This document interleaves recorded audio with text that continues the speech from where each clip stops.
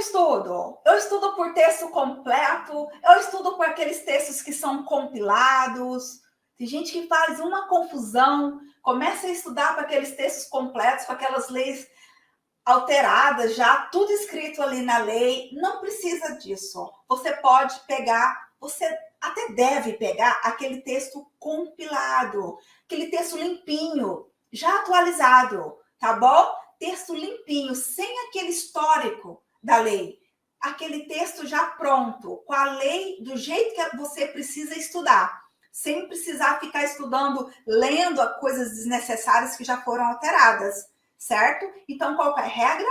Use o texto compilado. Regra. Como toda regra, tem uma exceção, não é? Aqui também não poderia ser diferente. Então, vai ter sim uma exceção. Mas acabou de falar para estudar com texto compilado?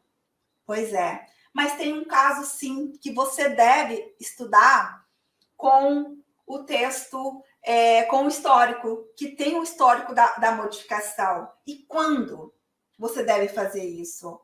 Olha aqui, se o edital contiver o histórico da modificação ou algum normativo específico que altere o seu normativo a ser estudado, você precisa saber o que ele alterou. Mas você vai estar lá no seu edital. Você não vai inventar, ficar estudando o texto completo, deixando o compilado ali, que é muito mais fácil e rápido de estudar, se o seu edital não está pedindo para você fazer isso.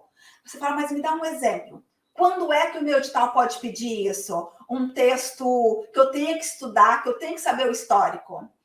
Vamos falar aqui de direito previdenciário?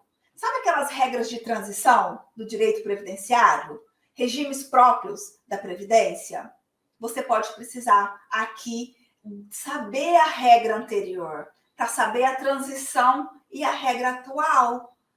É possível a banca pedir? Claro que é possível, principalmente aqui, gente, no direito previdenciário. Então, se você está estudando direito previdenciário, fique atento a isso. É uma exceção. Então, você vai ter que estudar pelo texto completo, que vai te pedir essas regras de transição. E isso aqui é muito importante você saber, certo?